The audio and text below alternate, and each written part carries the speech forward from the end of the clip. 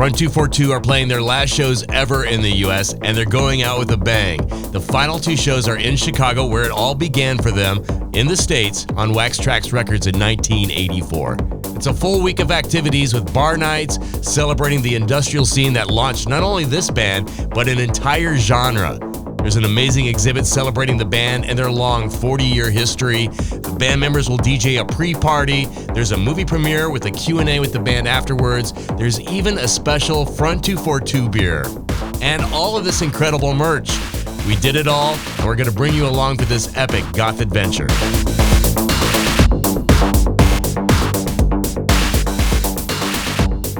Okay, so what are we doing, my love? It is a very, very important weekend, or actually an entire week here in Chicago for industrial fans like us.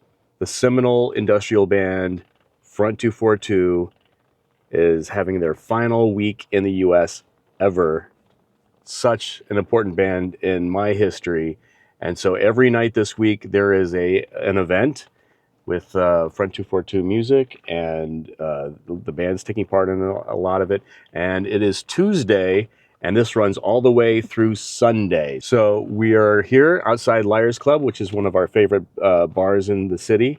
Wait. But this week, it's Club Front 242.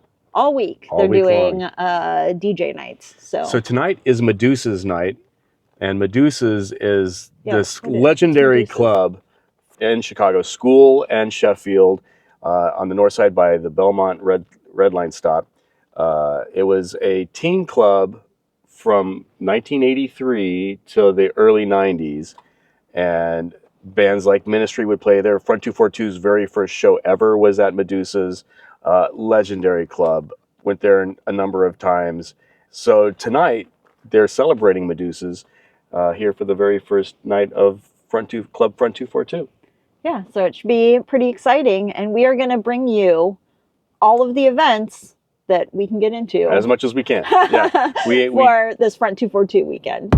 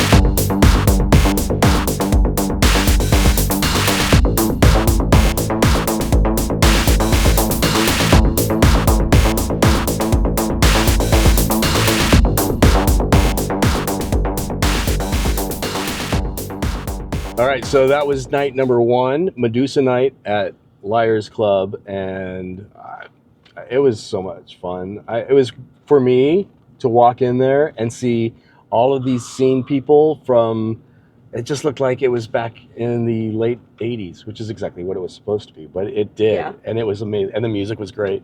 I have to say that I was actually pleasantly surprised with how well it was like decorated and stuff. Yeah. I thought we were just going to walk in, it was going to be Liars Club. Yeah, but they which we love, but yeah. But they went like above and beyond with like the Front 242 banners and like the video screen, and the music was super on point.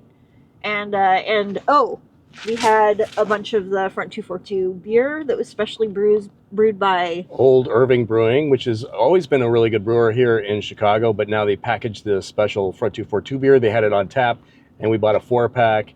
They had some merch, we bought some shirts, but that's just night number one. Can't believe it's only Tuesday. I know, right? I don't know if I'm ready for this. All right. I'm too old for this. You know what's really. next? What? Wednesday.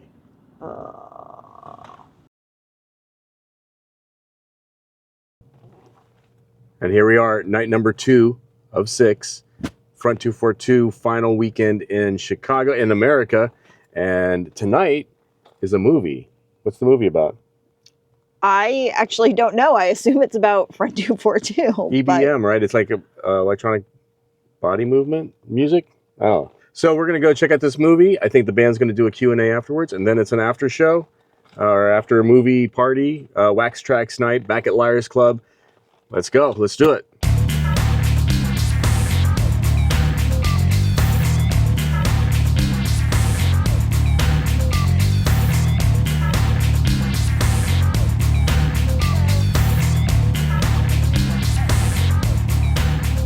All right, we made it inside.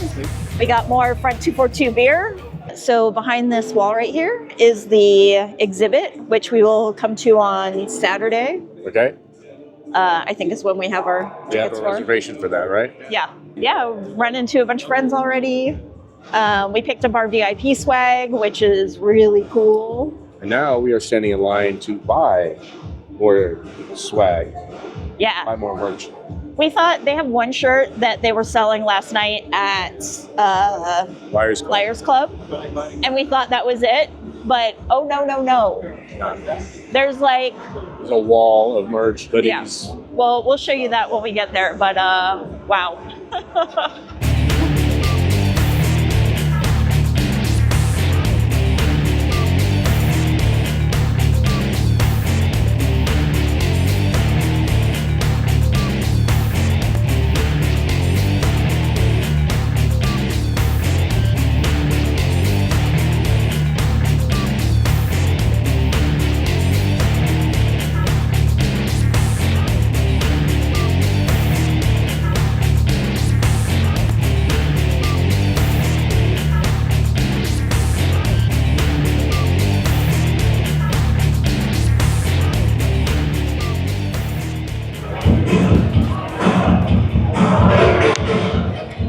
So we got our merch.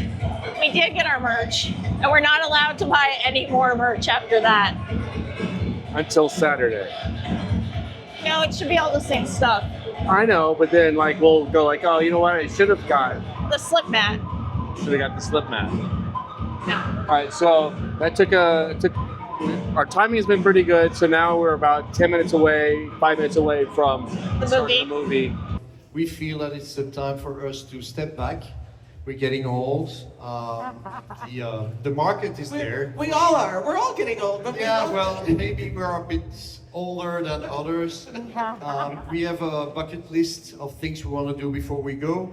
And if we keep on touring, we won't be able to do it. So I heard in an interview from years ago, I believe it was on German television, where you were saying that the road, the live shows, are kind of the last bastion for a creative outlet these days, that the studio is just not given what it used to give, that the stage.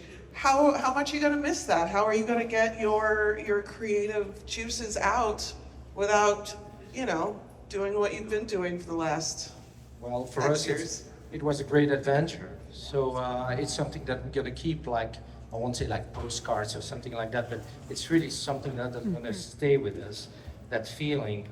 It's true that live shows, live became like the creative platform for a lot of artists because studio is not happening anymore.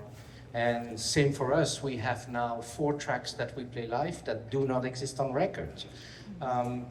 It's an experimental area where there's like a global feeling with the lights, with the sound being loud, and the choreography, the decors, and so it's a ultimate show.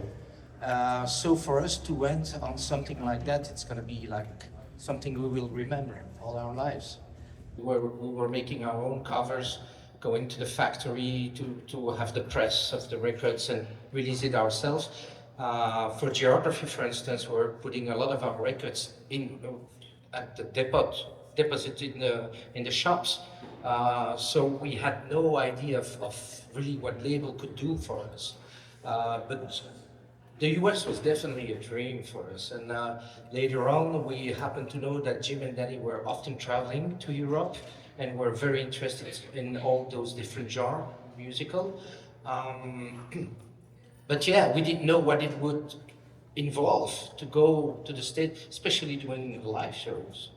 In fucking New York for the new musical seminar. What was the name of the club? Irving Plaza, I think. Yeah. The fucking PA in '85 was mono. I mean, even the Beatles were playing on stereo.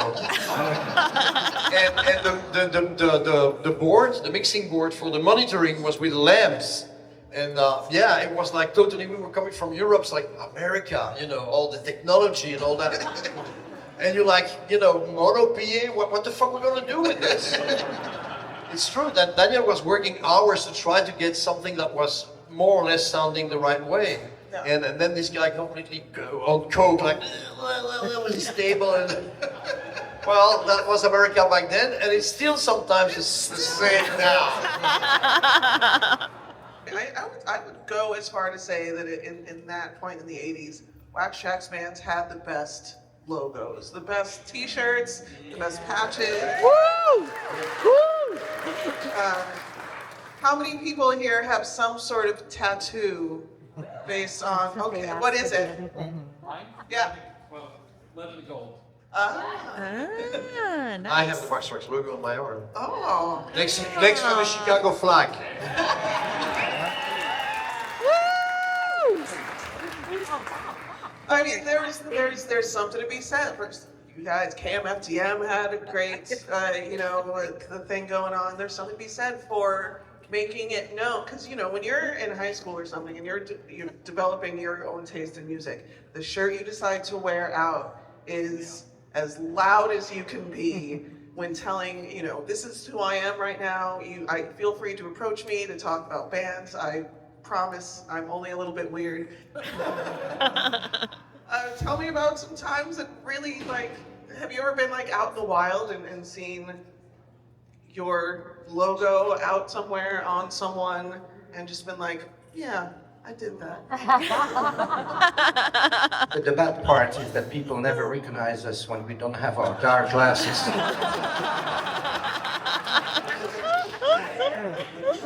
You can't just walk up to people and be like, hey, and like, okay. You know.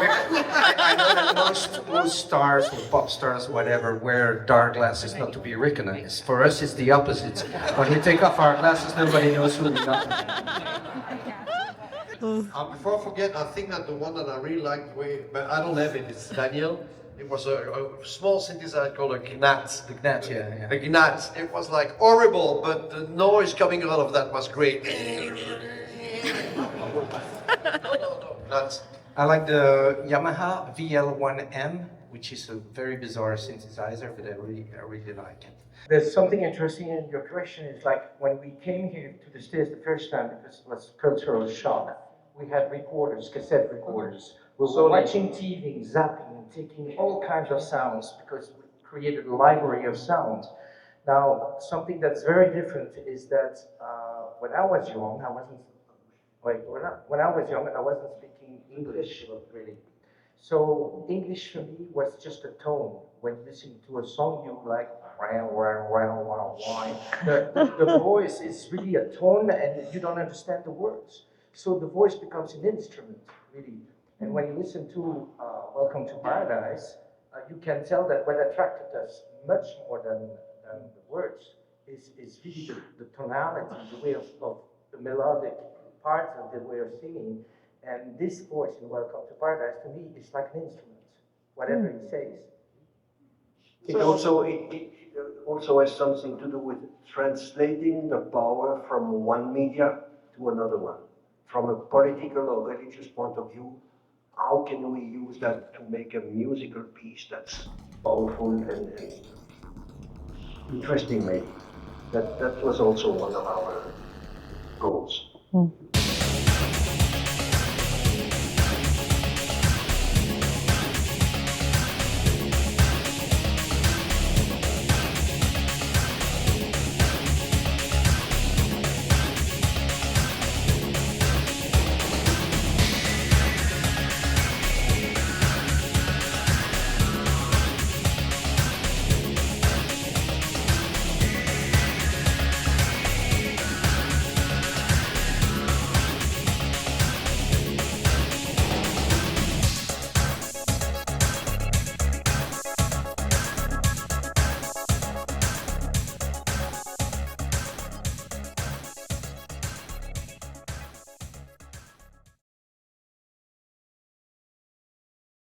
So at the end of night number 2, we've ended up with a whole bunch of merch.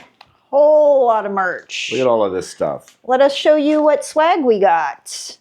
First, we'll start by showing the stuff that came with our VIP package. So we got a bag, which was super helpful to carry everything in. Sure was. And then we got a commemorative ticket. So on this side, it's for Medusa's for their very first show. And 1984. In 1984. And then on the other side, we have the ticket for their very last show, which of course is November 16th, 2024. So we also got a vinyl. It's hard to see, but it's a lot like it's there. There you can see Front 242, Endless Riddance. We've got Take One, Controversy Between, Sample D, and it says it's for the 40th anniversary. And it is an actual Wax Trax Trax release, which is awesome. And promo use only, not for sale. And then... So if you find one online, they're breaking the law. Breaking the law. That's supposed to sell it.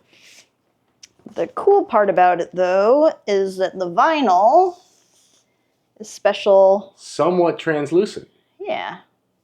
Oh, we got, these really cool lanyards with Wax Trax. And then we got commemorative laminates. We were a red team, which is the 3rd level of VIPs. Yes.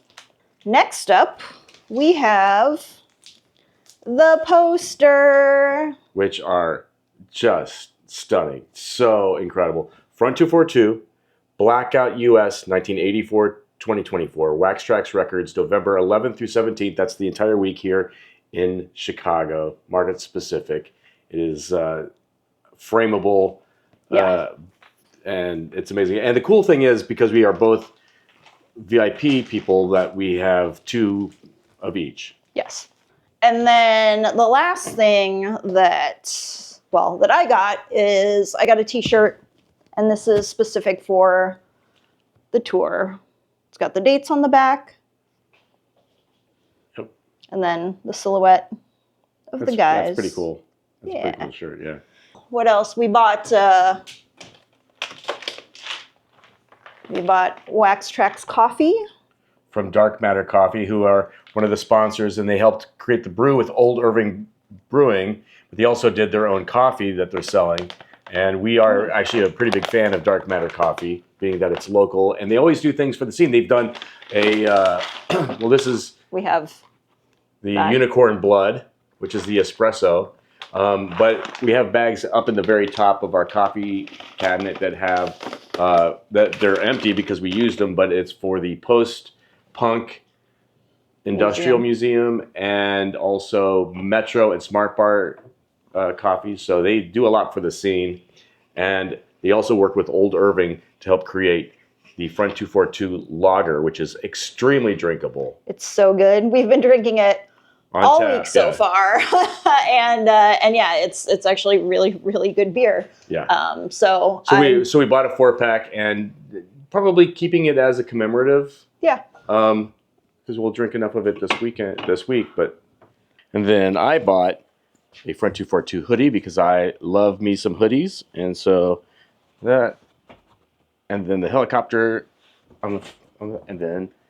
Obviously, as you probably can realize, I love hats, and especially these military-style caps. And this is nicely embroidered Front 242 cap, even with a really nice no Velcro, but buckle adjust. So really nice hat. Kind of rounded out our merch. All right, so we are about to take off for night number 3. Tonight is a pre-party. Hi. Pre-party VIP. I don't think it's VIP. So it's a pre-party, and Richard 23 and Patrick are DJing. Yeah. And then with the VIP packages, there's like a lounge area so we can actually sit, which is kind of the main reason why I bought the VIP tickets, because sitting is important when you're old like me. yeah, so we're gonna go see them do some DJ sets, and all of the friends that are in town are gonna be there. So yeah. And not only all the old friends, but the new friends. Like we met a bunch of people last night. Yeah. At Liars Club, had some really good conversations. It's been great. It's like family. Well, and that's the thing about this scene with the industrial music, and especially 40 years of it here in Chicago, and this being kind of ground zero for the States. Everybody's coming out for this, so it's really special to see the people that we know from Chicago, but also people are coming in from all over the country and the world for this. So it's pretty great. It's awesome. So can't wait to get back to it. All right, so let's get in the car and let's go. Bye.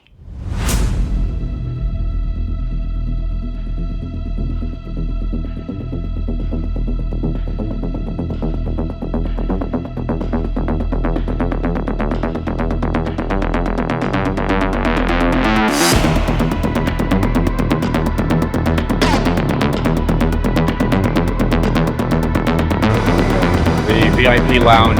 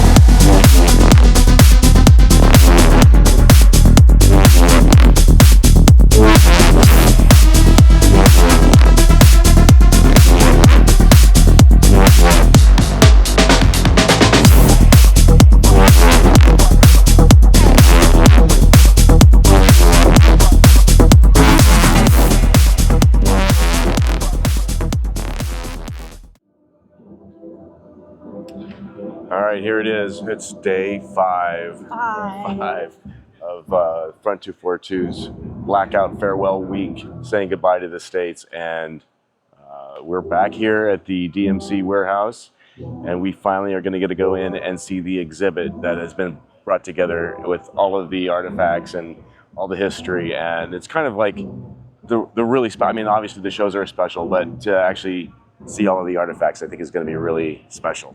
Yeah, and we've been holding off on trying to peek in when we were at other events here, so it's all going to be a surprise. We have no idea what we're in store for, but I'm excited to finally see it. Yeah. And I can't believe we made it to day 5. So one more day, gotta power through. Yeah, we'll make it. And then it'll be done. Yeah. All right, so let's go see.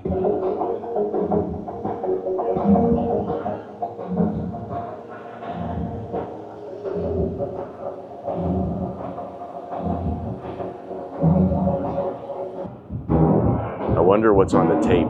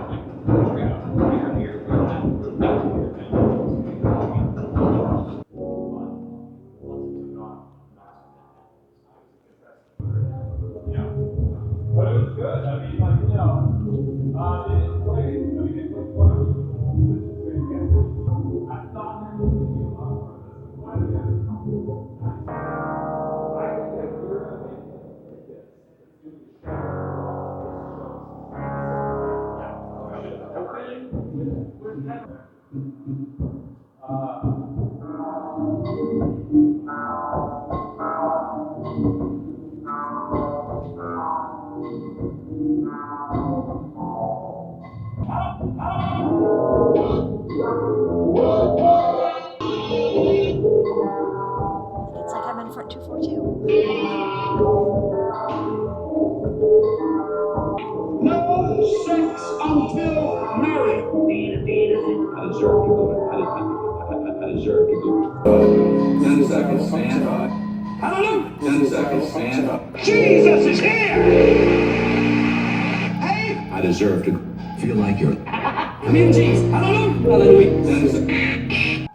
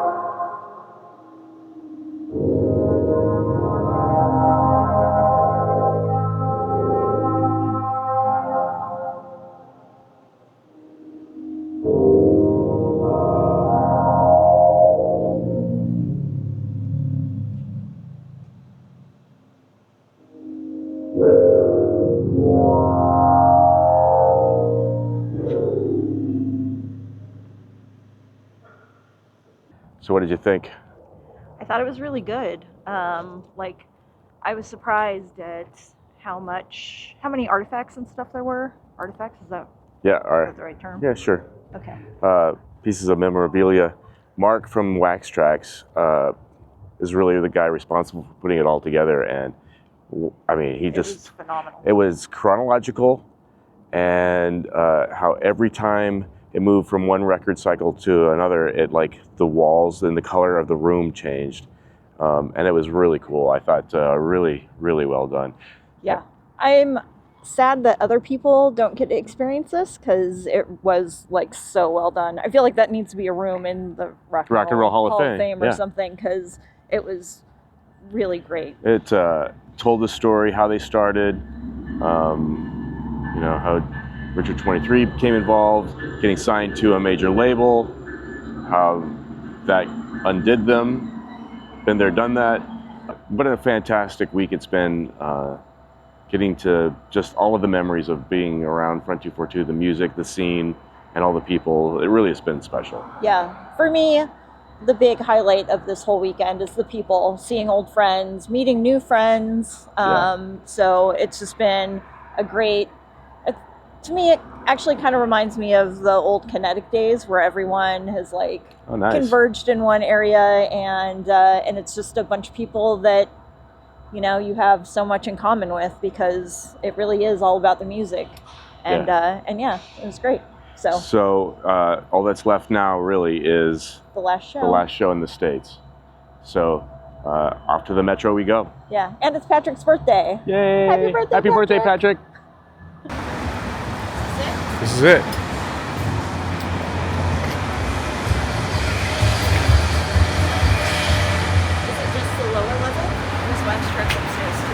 the offices? So my mic stopped working, but this is the old Wax Trax building. This is where Wax Trax Records was. And here was the record store here on the first floor. The office is in the back, and then it was a clothing boutique up at on the second level. Not like industrial clothing or anything, right? Well, yeah. Oh, yeah? Yeah, it was all part of the Wax Trax store.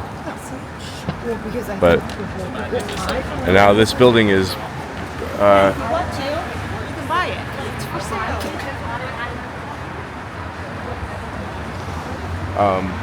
Yeah, it's not historic. They're trying to make it a historical landmark.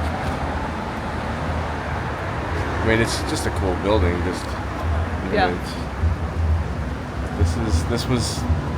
was ground zero for industrial music in the United States. Kind of weird. It's fitting that we filmed this since this whole week has been really centered around Wax Trax and 242. So the fact that we just ended up here to grab some dinner before going to the show is very appropriate. So. Boy, why you push my boy?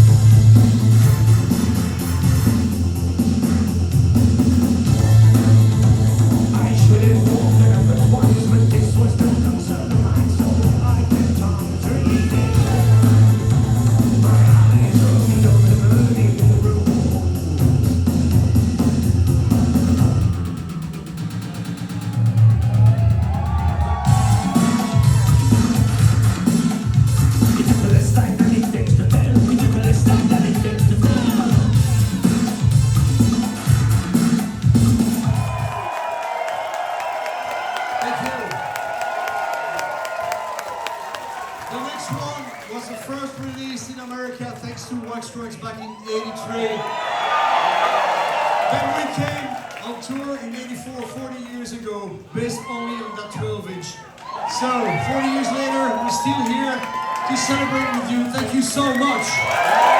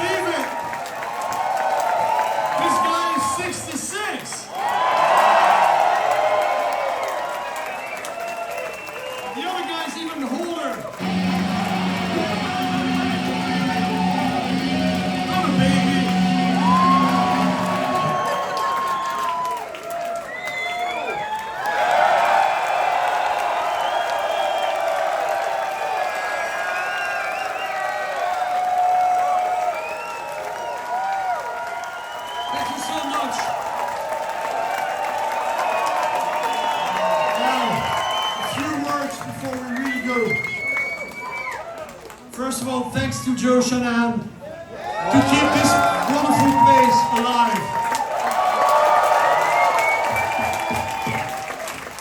We would like to thank Julia, Mark, and everybody around them at Wax Trax for a wonderful week we had here in Chicago. And of course, all the work that was done for 40 years for America. Thank you so much, guys. This show would not be possible, of course, without our crew, with Ethan on the mixing desk for monitoring. Dan, front of house, the sound, it's you, the master. Chris, with the lights, thank you so much, guys. And of course, for more than 10 years, we've been touring in America. Thanks to Jason Novak and his crew. Thank you, Kenny, as well. Jason, I call him maestro because he's more than just an agent. He's a friend now. He's an agent, a tour manager, a driver, a fucking great guy. Thanks to him for all those years. And finally, you guys, Chicago. The people of Chicago, the city, wow.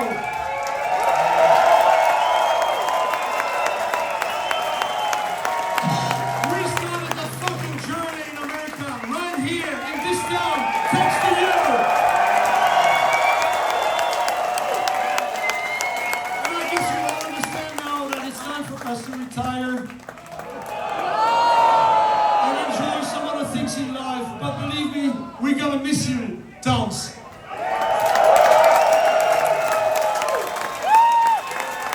So please, make some noise for us!